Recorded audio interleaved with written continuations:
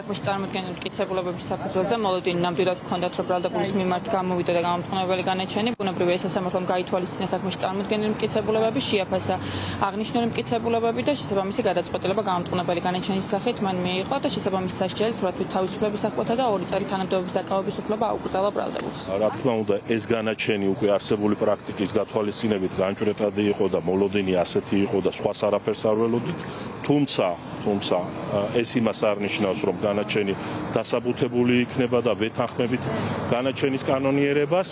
აღნიშნული საგამოძიებო კომისიის მუშაობის შექმნის პროცესში დარღვეულია როგორც კონსტიტუციური ნორმები, ისე რეგლამენტი მათი მუშაობის პროცესში და ეს სრულ საფუძველს აძლევდა სასამართლოს გამომართლებელი განაჩენი გამოეტანათ. ჩავიბარებ დასაბუთებულ გადაწყვეტილებას და დარწმუნებული ვარ, რომ ჩვენს ზემოაღნიშნულ არგუმენტებზე, რაზეც ვსვლა უბრალოდ დასკვნით სიტყვაში, დასაბუთებული პასუხი არ ექნება.